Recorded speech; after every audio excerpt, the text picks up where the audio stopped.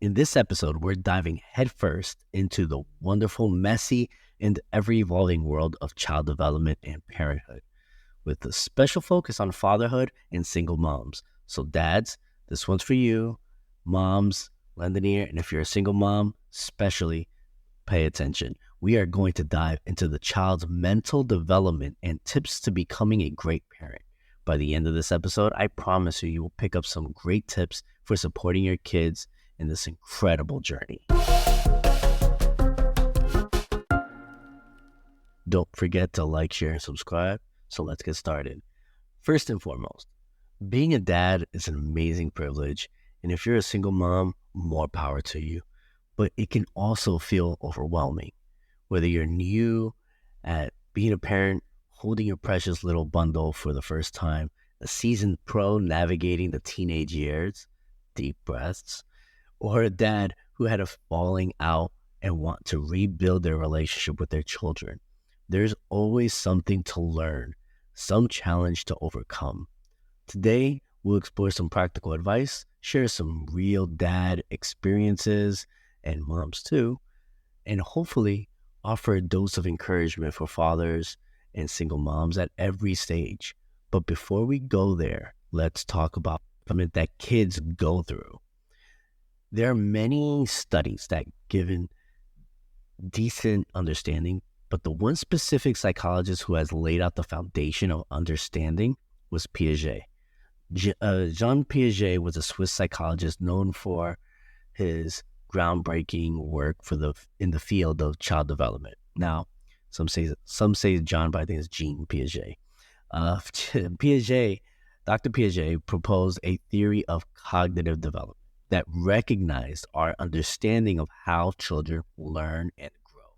His theory emphasizes the importance of children's active participation in constructing their understanding of the world around them. Piaget identified 4 major stages of cognitive development, each characterized by the distinct ways of thinking and understanding. So I'm going to break this down. Sensorimotor stage, that's birth to 2 years old. During this stage, infants learn about the world primarily through their senses and motor activities. They explore objects by touching, tasting, smelling, and grasping.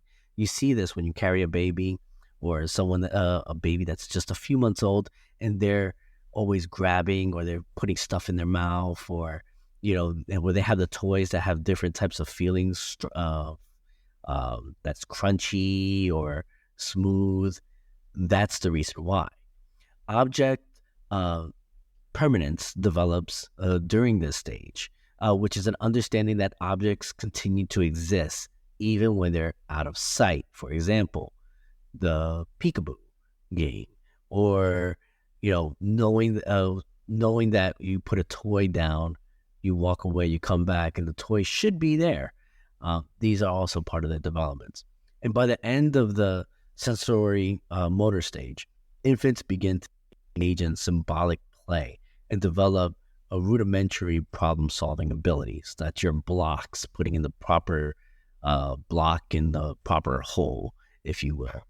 Then comes the pre-operational stage, 2 to 7 years old. In the pre-operational stage, children develop the ability to use symbols and language to represent objects and ideas. However, their thinking is still egocentric, meaning they struggle to see things from perspectives other than their own. So they're selfish, but they just don't understand. It takes time. Children in this stage are also prone to animism. It's an attribute, attributing human-like qualities of inanimate objects. So their play, it's their, things seem real to them, like their teddy bear, things like that. And they exhibit intuitive rather than logical reasoning and may struggle with conversation tasks, such as understanding the quantity of a substance remains the same even when its shape changes. So they're still trying to figure out and they will probably not understand logic. So trying to have a conversation about logic, although healthy, because they'll get used to it, doesn't, don't lose your patience. It's just that their brain's not there yet. So certain things, I think the best way to put it is they're still in fantasy land. So when they're age 2 to 7, they do not understand. They do not understand the pre-operational stage. In short, they don't understand um, sex or gender, and I know that sounds controversial, but this is Jean Piaget. This is not me speaking it. This is the study, and the study is foundational in psychology. They don't understand certain concepts. They may say they're a unicorn or a dog, and they will act as such. Again, that's their pre-operational stage. They're figuring things out. Now comes the concrete operational stage. This is between the ages of 7 and 11. During this concrete operational stage, children begin to think more logically and systematically around the world. They develop the ability to perform mental operations such as addition, subtractions, and classifications. Children in this stage also demonstrate conservation skills and can understand concepts like reversibility and seriation. However, their thinking is still limited to concrete, tangible experiences, and they may struggle with abstract or hypothetical situations.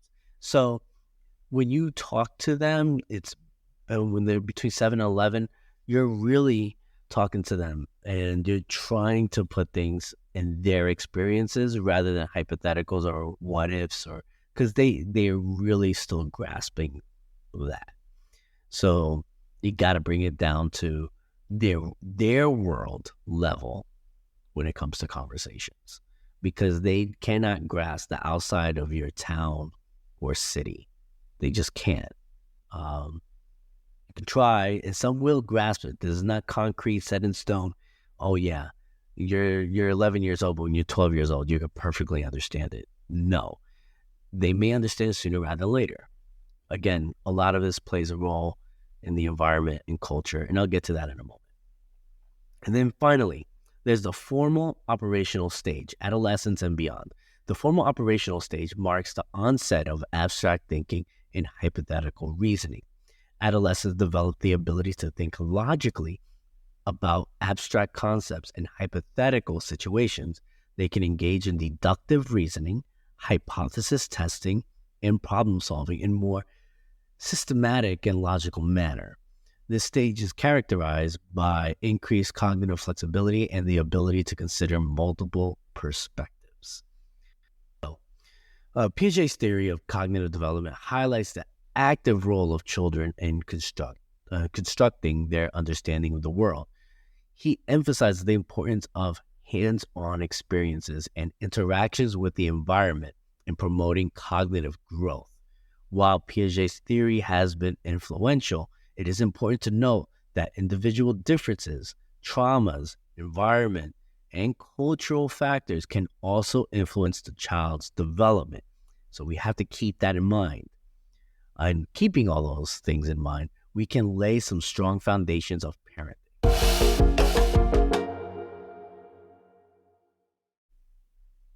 Now I'm going to segue into building strong foundations. The early years are crucial for a child's development, and dads, moms play a vital role. Studies show that a strong parent-child bond contributes to a child's emotional well-being, self-esteem, and even academic success. Now, this doesn't mean dads or single moms have to be the primary caregivers. Teamwork is key. So, here are some ways you can build that strong foundation. 1, be present. Even in the early days with sleep deprivation, carve out dedicated time for just you and your child, skin-to-skin contact, singing silly songs, reading stories. These moments create lasting memories and foster a deep connection. 2, embrace diaper duty. I know Changing diapers isn't glamorous, but it's a sign of partnership and shows your child you're equally invested in their care. Plus, you might get a laugh or a spray along the way. And 3, be playful.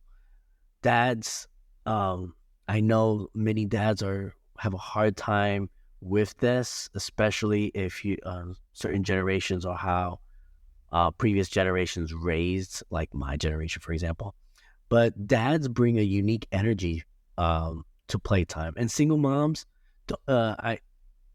be playful, get down on the floor, build towers, wrestle gently, and encourage exploration.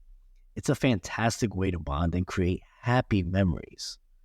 There's a relevant study by 0 to 3, a nonprofit focused on early childhood development titled Building Strong Foundations and Advancing Comprehensive Policies for Infants, Toddlers, and Families. It's the spelled out 0, ZEROTO,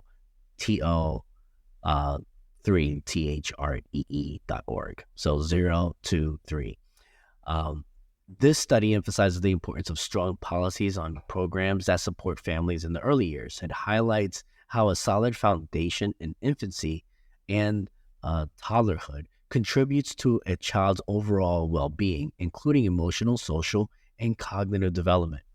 While the specific study, Building Strong Foundations, Advanced Comprehensive Policies for Infants, Toddlers, and Families by 0 to 3 focuses on policy recommendations, it does lay the groundwork for the importance of strong father-child bond in the years, or I should say parents. Here's how we can extrapolate its findings to support the concept of building strong foundations. Excuse me if I'm saying things wrong today. I am a little bit congested. I'm getting over being sick. So, with that being said, here are the 3. 1, focus on the first 3 years. The study emphasizes the critical nature of the first 3 years in a child's development. This aligns with the idea that strong father-child interactions during this period lay the foundation for future emotional, social, and cognitive well-being. 2, healthy development needs nurturing caregivers. The study highlights the need for families to have access to resources and support.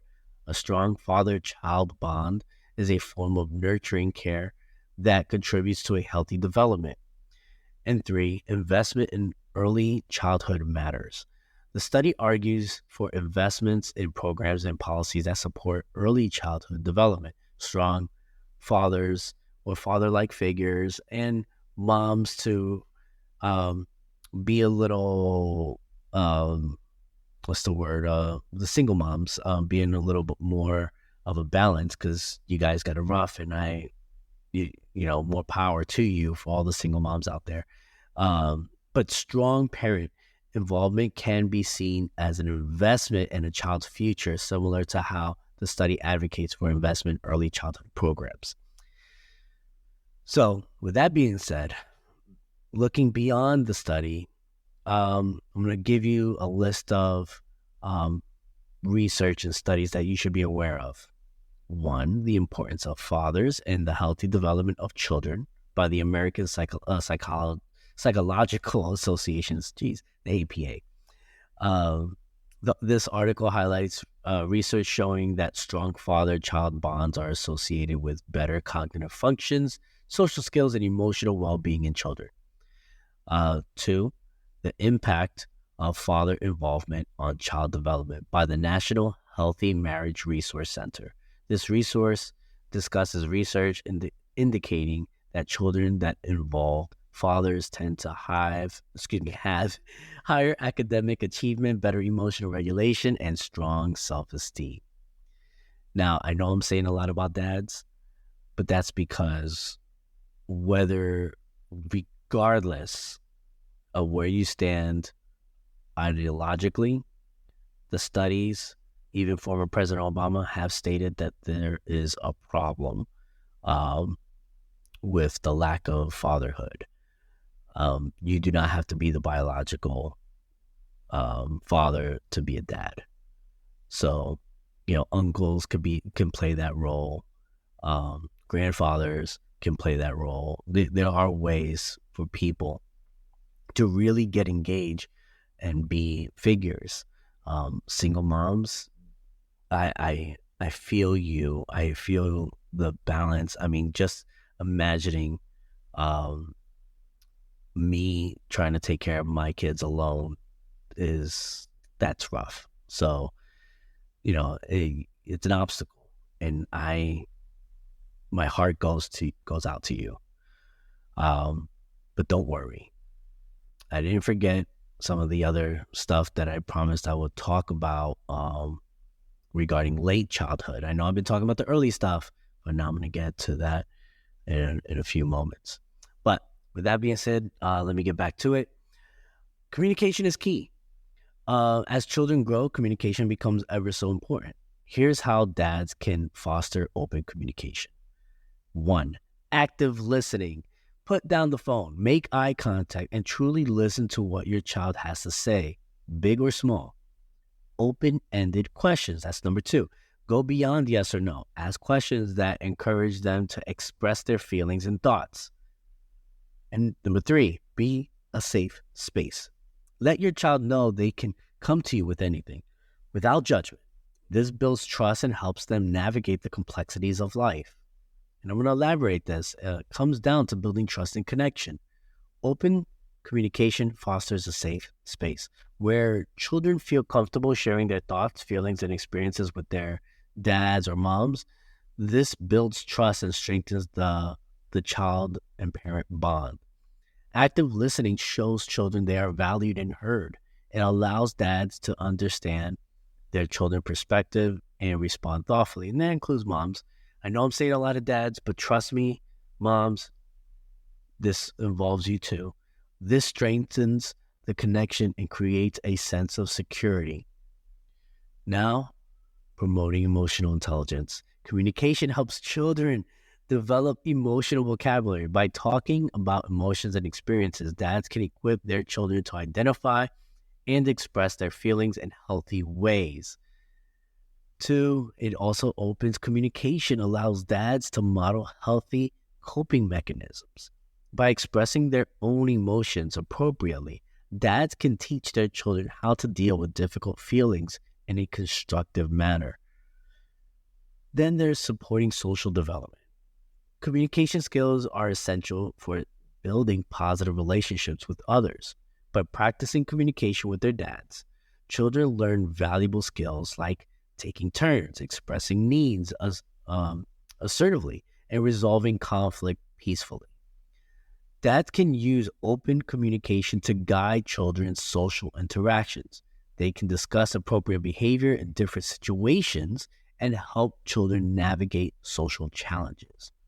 And then there's enhancing confidence and self-esteem. Many of our youth, and I see this in the school where I'm a principal, that many of our youth lack self-esteem to a point where they have their guards up. It's almost like a chip on their shoulder. Anything triggers them and they get irrational. That's a self-esteem issue. That's a confidence issue. That's not just look at me, I'm tough. It's more like you're hitting a soft spot and I don't like it internally. So it's a confidence issue. Positive and encouraging communication boosts children's confidence. When dads or moms listen attentively and offer support, children feel valued and capable. Open communication allows parents to provide constructive feedback. By discussing mistakes in a supportive way, dads can help, and moms, children learn and grow without damaging their self-esteem. And then there's fostering problem-solving skills. Communication is key to effective conflict resolution. By talking through problems with their dads, children learn to see things from different perspectives and develop problem-solving skills. Open communication allows parents to guide children in finding solutions to their problems. They can offer suggestions and support, empowering children to take ownership of their challenges. Remember, communication is a two-way street. It's not just about dads talking at their children or moms even talking at their children, because I've seen that also. It's about creating a space for open dialogue, active listening, and mutual understanding. Now, I am not saying that when they do something wrong, you don't correct it. I'm going to get to that in a second. What I am saying is that this kind of communication is an ongoing process that evolves as children grow, but it's an investment that pays off in a strong, healthy, and happy relationship between you, the parent, and the child. And now we're going to segue over to discipline with love.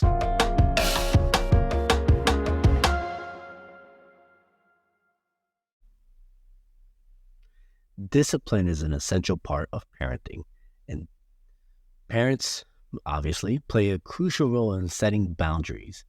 It's about nurture and structure. Now, here are some tips. Focus on teaching, not punishing. View discipline as an opportunity to teach your child valuable lessons about right and wrong, responsibility, and consequences. Explain why certain behaviors are unacceptable and how they impact others. This helps children understand the reasoning behind the rules and not just the fear of punishment. 2, develop a team approach. Discuss parenting philosophies with your partner and agree on consistent consequences. 3, positive reinforcement. Focus on praising good behavior rather than just punishing bad choices. This is hard for many cultures because there's a certain expectation. I get it. I come from a culture that does that. But catch your child being good. Acknowledge and praise positive behaviors. This reinforces good choices and motivates them to repeat those actions. Use a reward system for achieving goals or consistently following rules. This positive reinforcement encourages desired behavior without relying solely on punishment. Then there's natural consequences. When appropriate, let your child experience the nature of consequences of their action. Didn't pack a lunch, might be a hungry afternoon. It's not like they're going to starve to death. They didn't pack a lunch. It is what it is. Now they learned. And there's how do I put this? Fatherhood is more challenging than just changing diapers and setting boundaries. It's about nurturing and child's talents and interests. And I know a lot of that, not all that's clearly, but depending on your cultural background, I know I come from one, so, guilty as charged. That's not always the case. So, here are some tips. Share your passion. Share their passions. Share the passions. Whether it's sports, music, or building things, introduce your child to activities you enjoy, and you might create a lifelong shared interest. And be a role model. Lead by example. Show your children the importance of hard work, integrity, and respect for others. And embrace vulnerability. It's okay to show your emotions. Let your children see you cry, laugh, and experience all the facets of life and how you cope with it. Now, if you cope in a negative fashion and you know it's negative, don't do it. But it's a positive one. It's something you may want to share so that they can see. Age-appropriate techniques. So I'm going to slowly segue into something else. Now, we talked about Piaget, but I just want to lay some foundational stuff for you. Tailor your disciplinary approach to your child's age and development. Now, earlier we talked about Piaget's cognitive development. That's a thing that you have to consider. Simple explanations and timeouts work well with younger children, while reasoning and discussions become more effective as they mature. Remember, and this also with spankings. I mean, a little spank in the tush, some studies says it's okay, some studies say they don't. When they're very, very small, depending on your cultural I'm not judging. I'm not saying anything that it's right or wrong. What I am saying is certain times as they develop, it may not work anymore. Maybe have to be something else. Taking away a cell phone might be more punitive than getting a physical, you know, hit in the tush, if you will. Uh, so, so there you go. Those are things that you need to consider. And remember, please remember, you are not alone. Fatherhood, single moms can be very isolating at times. Reach out to other dads or single moms. Online communities, support groups, or just grabbing coffee with a friend. Sharing experiences, challenges, and victories can be invaluable. So do that. Be a community. Dads and single moms who may not have had that opportunity of being a parent as they were children, in other words, like basically you were out of the picture, or having a hard time communicating with a child, this is something that's for you if you're trying to get that communication going. It is important to seek understanding, and sometimes children may not be in the right frame of mind due to stress or trauma. When this is the case, there is a need that must be fulfilled, and you can contribute to that need. Maslow's hierarchy of thinking is something I'm going to get into. It is another psychological theory that has pretty much laid a foundation on the needs assessment. And when I get into this, I want you to have a clear understanding. Remember, we talked about Piaget's cognitive development. Now, I'm going to give you something a little bit different that connects very appropriately. So with that being said, let's talk about Abraham Maslow and the hierarchy of needs.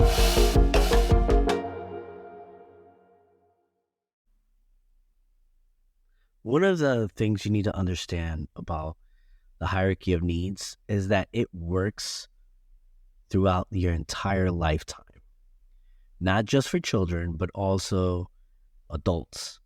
And if you have been a parent that unfortunately under a certain because of life, you weren't actively there for your child, and now they're either late teens to even a young adult, and you want to be present, it is so important to understand the hierarchy of needs in order to try to build on that relationship. So with that being said, Maslow's hierarchy of needs is a psychological theory proposed by Abraham Maslow in 1943.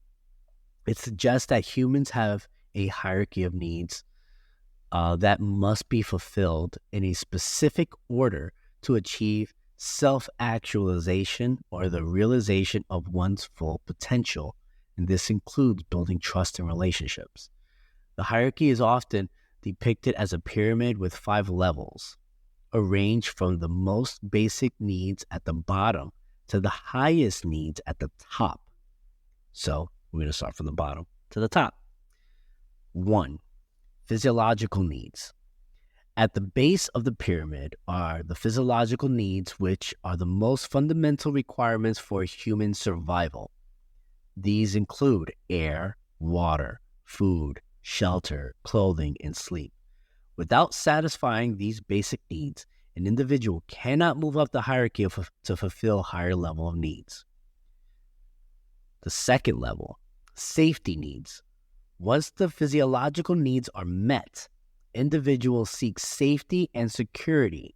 This includes physical safety from danger and harm, as well as financial security, stable employment, health, and protection from threats such as violence or natural disasters.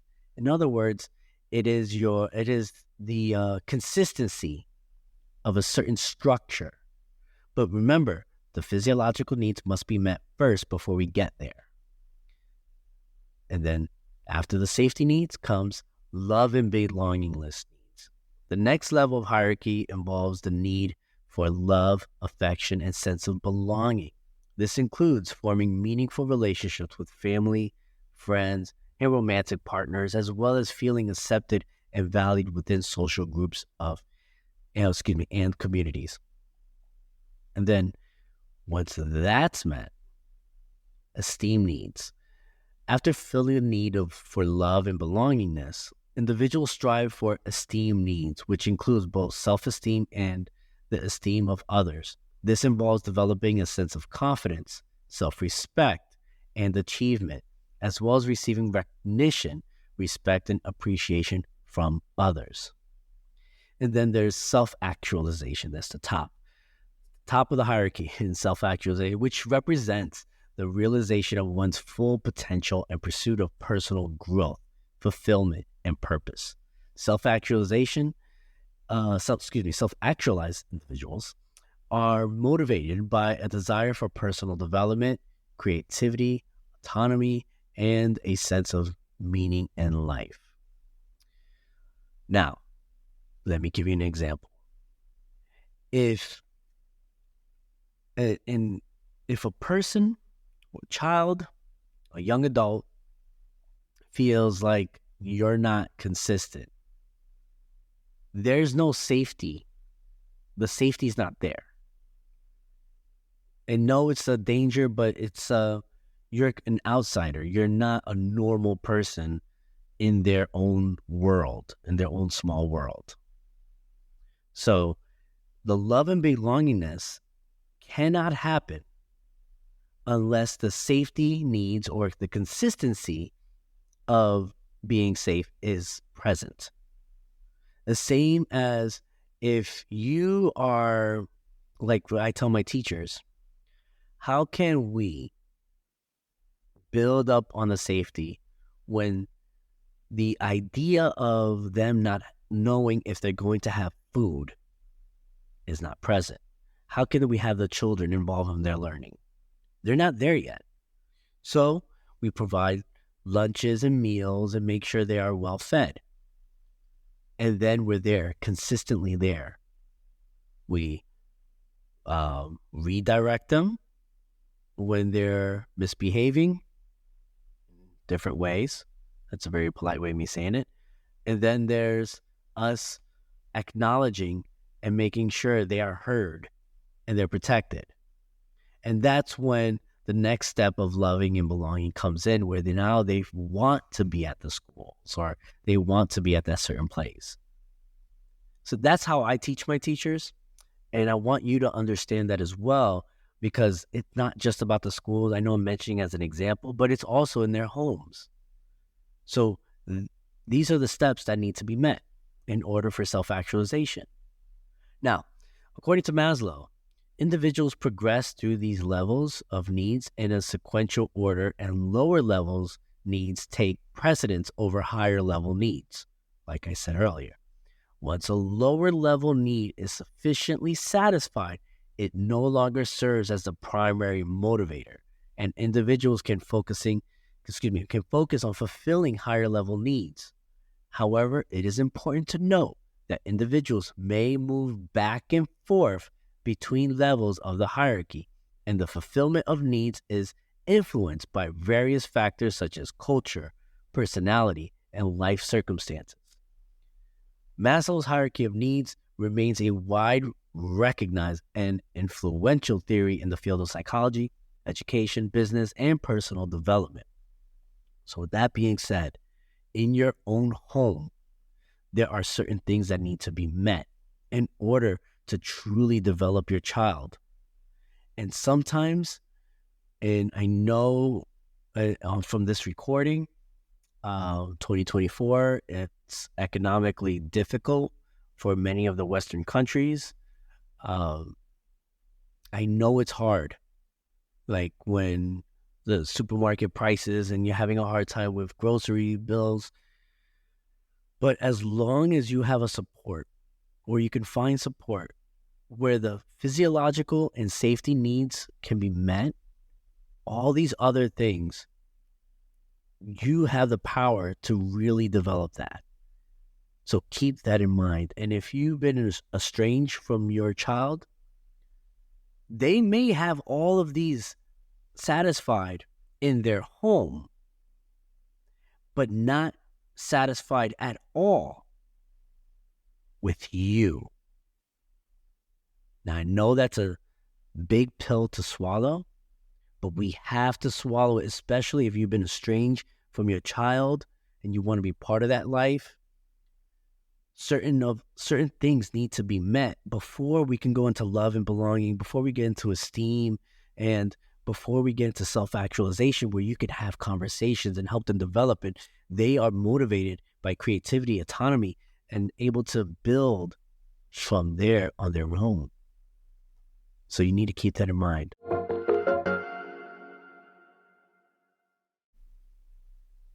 Dads, moms, you hold an incredible power to shape your child's life. There will be mistakes, meltdowns, and moments of pure exasperations. No one's perfect. And as a dad, I can honestly say I am not perfect. With all this knowledge, I still fall short many times. But there will also be laughter, heartwarming moments, and the love so profound it takes your breath away. Embrace the journey. Be present, be loving, and enjoy the incredible ride of being a parent. So, like, share, subscribe for more Thinking to Think. I am M.A. Aponte. Thank you so much, and I will see you in the next one.